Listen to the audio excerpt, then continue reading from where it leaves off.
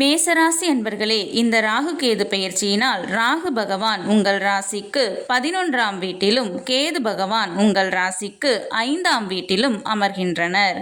இதனால் அடுத்த 1.5 வருடங்களுக்கு 11ஆம் இடமான லாபஸ்தானத்தில் ராகு அமர்ந்து அந்த ராகுவை கோச்சார குரு தனது 9ஆம் பார்வையாக பார்க்கிறார்.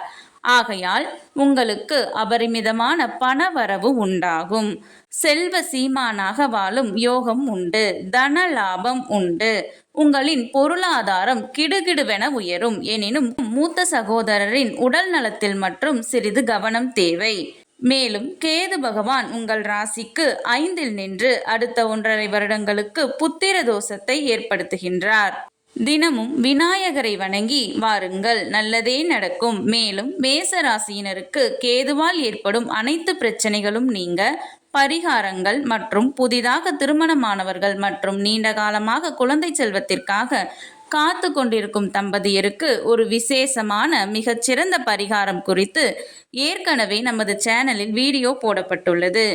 கீழே உள்ள பிளே பட்டனை கிளிக் செய்து அந்த வீடியோவை பார்த்து பயன்பெறவும். மேசராசி அன்பர்களே, ராகு கேதுவால் ஏற்படும் அனைத்து பிரச்சனைகளும் தீர கூடிய விரைவில் எந்த ஒரு தடையுமின்றி குழந்தை வரம் பெற அந்த வீடியோவை காணத் தவறாதீர்கள். சுபம்.